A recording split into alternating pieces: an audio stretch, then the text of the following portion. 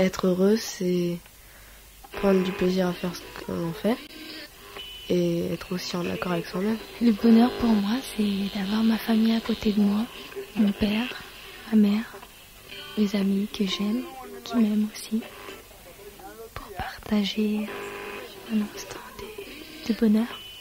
Pour moi, le bonheur, c'est d'avoir une famille et d'être aimé par sa famille. Ces familles n'avaient trouvé pas mieux que de s'abriter au stade Tata Raphaël. Réservé aux rencontres sportives, le complexe Omnisport Stade Tata Raphaël s'était transformé en refuge de certains sans-abri. Ces quelques 80 locaux occupés par des membres de familles du personnel du stade, certains déplacés de guerre et des anciens enfants en situation de rupture familiale. L'arrivée du nouveau comité de gestion a précipité l'ère déguerpissement. Ceux qui n'ont plus d'autres adresses brandissent leur droit au logement. Ils vivent depuis sous des tentes de fortune dans la concession de Tata Raphaël. On se trouve parce que le gouvernement est incapable. Parce que le gouvernement a mis biso na nenga di vacation. Ba pesa biso préavis. Tozalaki kolala na kati kuna topesemo quelque chose et pas ya âge. Siko ba yo bimisa biso na nenga di vacation. Siko bisanga na mwasi nde to abona bana. Ba ko kende wapi? Photo la na biso libanda. Âge faux. Am to abotola tala âge na ngai eske mutoko boto mukeloko.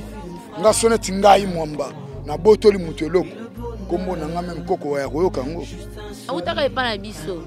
Na utaka ndaku na biso bon. Na moni dana komi mukolo na ana bana moya ovanda na ba parents penza ezate po dana na bana nga 5. Na yaki ovanda na mwa mukena zala na ngo yango na ndai ko vanda na kati ya 20 mais na pesa mwa ndamwa mbongo epaje. Na mobile na ngai lo kwa bengani biso bona ndaku pelo kwa ndaku afutela moya na songa kuna ezate na bana nga bango nyonso. Tola la libanda tola na pasi tola lesika mona banyoka tola lesika mona banyama or ke toza batu. Rosette est une native du quartier qui estime qu'il est de son droit de demeurer ici. Seulement, elle déplore la précarité dans laquelle vivent les familles regroupées ici. Il y en a bamboka mususu tous les pays, aux States, France, Allemagne, Belgique, bafazer bazalaka. Bafazaka kuna balorwa biso te bakotyo luka ebela mabele za RDC bakotyo te la biso pe placement bote bovanda ke basoda batakasa biso lolo cas de problème rambebele comme mboko. Pour l'administrateur gérant du COSTRA, il n'y a pas eu vice de procédure. Chaque concerné était plus d'une fois avisé. L'opération s'est déroulée sans surprise. Résilier les contrats, c'est puisqu'il est existant. Préaviser, c'est puisqu'il y avait un contrat. Mais quelqu'un avec qui vous n'êtes pas lié à quelque chose, vous le préavisez en vertu de quoi? Oui, c'est vrai. Je les préavisais toujours, même par écrit, même verbalement. J'ai des correspondances avec eux, que ce soit IPN, je les appelle toujours occupants illégaux. Visiblement, la peine de ces déguerpis est loin d'arriver au terme. Le service social de la commune de Kalamou n'est pas doté de moyens pour loger ceux qui sont sans abri. Mais le chef a trouvé de moyens d'expression pour s'échapper. Le service social n'a pas prévu une politique, bien aucune démarche à ce sujet. Parce que nous n'avons pas, le service social n'a jamais reçu aucun patient, aucun rapport du chef de service des chefs de quartier du Mont-Congo. Donc les dossiers que nous traitons, les rapports nous viennent des chefs de quartier et les patients eux-mêmes. Puisque la matière de déguerpissement dépend du service de l'habitat. S'il est vrai que les ex-occupants du stade avaient une convention avec le responsable précédent, il semble aussi vrai que le plan de leur déguerpissement ait été longtemps planifié. Le déguerpissement n'est pas mon œuvre, je ne fais que l'achever.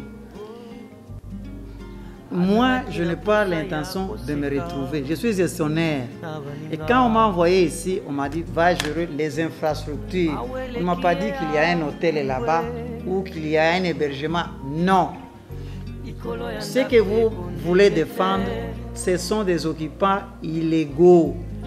Ils sont venus envahir les stades d'eux-mêmes et se sont recrutés de toutes parts. L'IPN est ici. Elle sait sa raison d'être ici. Je ne pense pas qu'elle oublie aussi que depuis un certain temps, sa raison d'existence avait déjà été dessus lors de la création de l'INASA. La bonne histoire que les gens ne veulent pas comprendre, c'est que cet établissement ici a été étatisé par le feu président maréchal Mobutu. Pour la hiérarchie du COSTRA, il ne s'agit pas de déguerpir les uns pour loger à nouveau les autres. L'objectif est bien plus noble. Moi, j'ai saisi les autorités compétentes. Et pourquoi? Puisqu'en fait, j'ai demandé à ce que le stade soit assaini, puisque le stade n'est pas un hôtel. Ici, on vient au travail pour les administratifs, on vient faire appliquer les sports pour les sportifs, et après, on libère les infrastructures. C'est comme ça que ça se passe à travers le monde. Il faut en outre fustiger le comportement de nombreux des Quinois qui transforment ces stades en dépotoirs. Lors de rencontres sportives, ils s'y amènent avec de la casse-croûte ou en sachet, le tout conservé dans des emballages en sachet. Après consommation, ces sachets sont jetés partout dans les stades. Résultat, des tas d'immondices rencontrés presque partout. À cela s'ajoutent les urines sur des murs et par terre, sans évoquer les autres déchets. Il faut d'une heure pour respirer dans ces stades. On ne s'étonne pas que toutes les rencontres prestigieuses de football soient transférées au stade de Martyrs. Ce qui constitue aussi un manque à gagner pour Tata Raphaël. Son état puté crie au secours. La réhabilitation du stade de Tata Raphaël est imminente pour plusieurs raisons.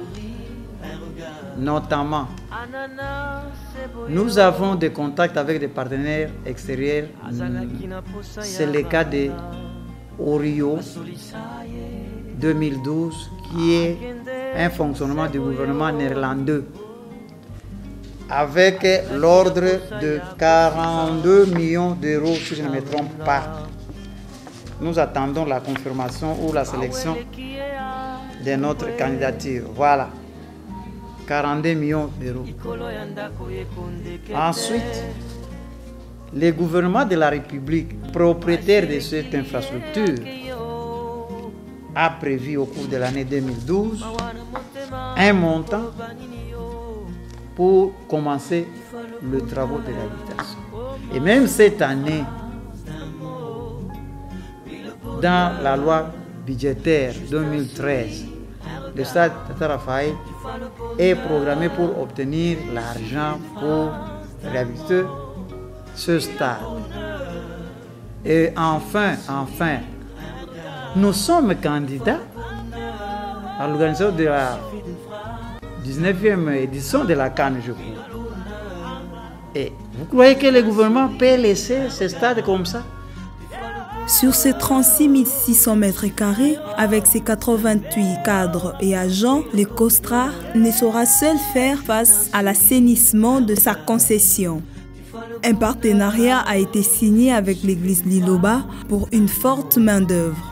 Ça est bien pour la kolongola basalité, la compte paye église, kolongola basalité, est bien pour la mboka na basalité des ventes des actes de côté. Pour la vie à mout. Il y a un moyen de y chaque samedi pour la kolongola nani pour la bonne samboka partout par bien abisso de salak.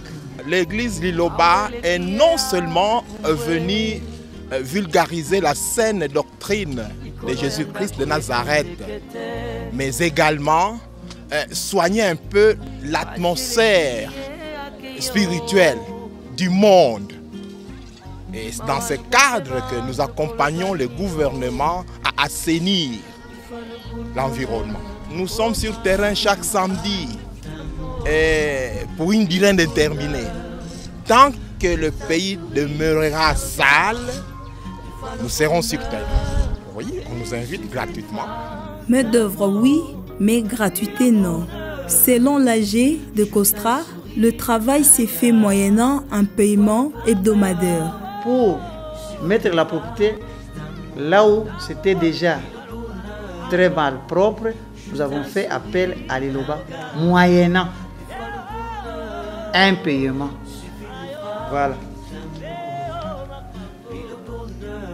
Que personne ne vous dise que c'est gratuit.